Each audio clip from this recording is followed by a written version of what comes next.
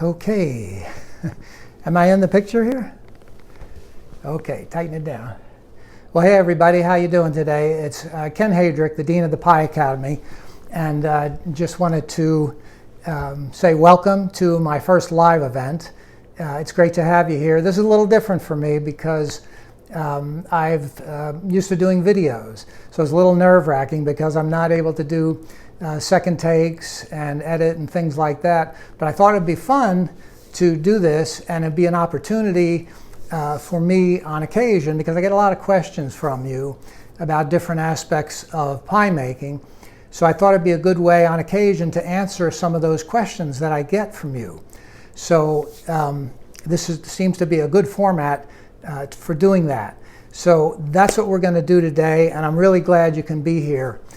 So the question I wanted to talk about today, which is one I get very frequently, whether I'm doing demos or whether it's the Low Country Pie Getaway that we do, and it has to do with keeping your pie dough round. A lot of people have problems with this, and I get emails all the time saying, my pie dough, when I roll it out, it just doesn't behave. I can't keep it round. It comes out looking like a big long tongue, or the state of Florida, or a big amoeba or something like that. So I'm going to show you a few little tricks, and I'm going to talk you through some good ways to keep your dough round. So the first thing I'm going to tell you is that, and this is, I don't mean to be Captain Obvious about this, but the first thing I'm going to tell you is to make sure you start with a round disc. I know that sounds like a big duh, but I've seen people all the time trying to start with a blob, either a blob of dough that's way too thick, or something that's already got, funny tentacles sticking out of it, and they can't get it to go in a circle. And it's no wonder, because it's misshapen to begin with. So whatever technique you use for making your dough, make sure it's round to begin with, and generally that means gathering it up into a ball, maybe giving it a quick little knead or two, and then flattening it out into a disc that's about 3/4 of an inch thick. So that would be the first thing I would tell you. And then make sure you refrigerate your dough. One of the keys to keeping your dough round is to make sure that it's the proper temperature.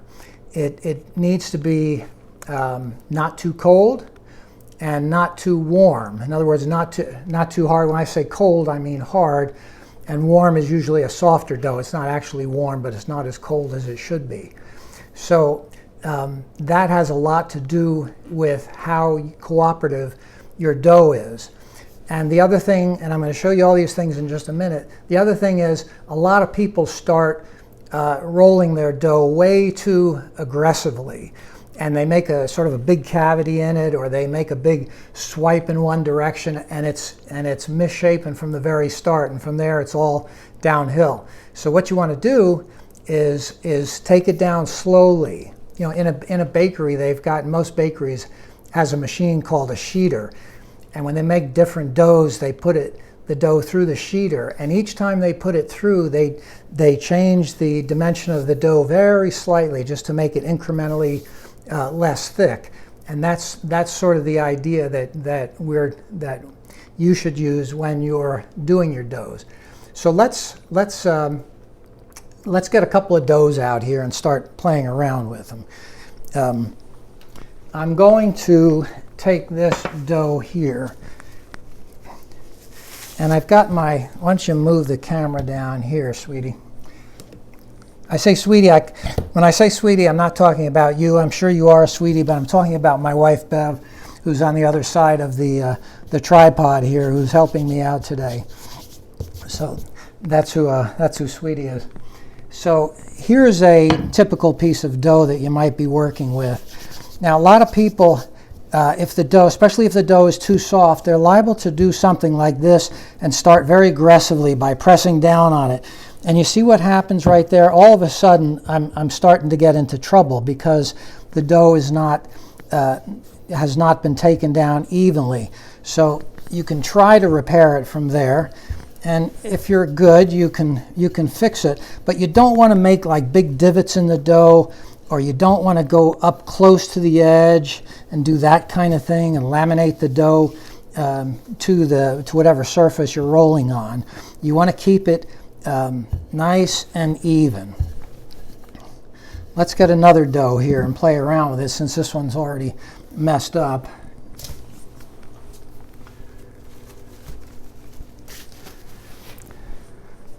So here's a dough I made a little while ago. It's been in the refrigerator for about an hour. And we're going to start taking it down gradually. And the way I do that is I always use my French style pin to start with. I find that especially when I'm starting out with the dough, this French style pin gives you a lot of control, and it allows you to push the dough in just the direction you want to. So I start in the middle of the dough, put a little pressure on it, and notice that I'm giving it nice little quarter turns here as I go. And I'm pushing straight out in front of me for the most part. Anytime you push either in the 10 or the noon or the 2 o'clock position, you're going to get a nice round dough. What you don't want to start doing is pushing that way and then dragging the pin back this way and then doing this sort of thing. You want to give the dough little turns like so as you're working. And one of the reasons you do that is to make sure it's not sticking to the table. See how easy that goes? Now, usually when I get to this point with a piece of dough and the dough is larger, that's when I switch to my bigger pin.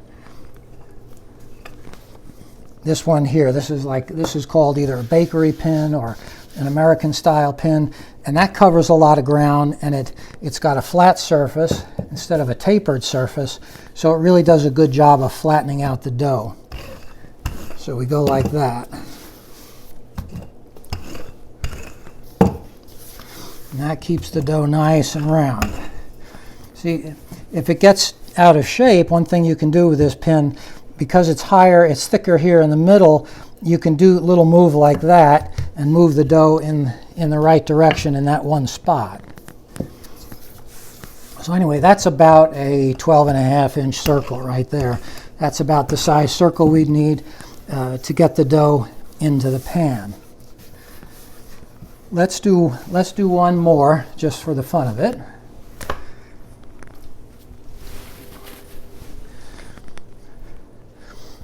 Now this one I made about the same time I made the other one. By the way, if you don't have one of these, this is a great little thing. This is a flour duster. Sometimes in bakeries they use it with confectioner sugar, but this is a great thing to have too. Again, we start with the French style pin, and we just take it down a little bit like so. We're not trying to do the whole thing at once. That's where a lot of bakers run into trouble, is they try to do too much too quickly. See how easy that is? Another thing this is our French style pin from the Pie Academy. This is something that we had made to our specifications, and it's got a couple of handy hash marks on the sides. These are engraved in here. These two marks here, that's about 13 inches, and that's the size you need for most pies, rather than to take out your ruler all the time. And this is about 8 inches here. And that's something you can hold up to the dough to see if it's a good size for pot pies and small pies. So that's how we keep the dough nice and round. And by the way, a lot of people, they develop cracks in the side of the dough like this. If you do and they're big, just press them back together like this. It's simple enough to do.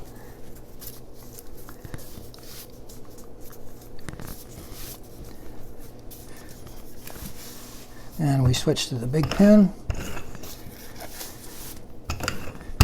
And we're all set. So maybe for the next live demonstration, we'll look at getting the pie dough into your pans, because that's a lot of fun too.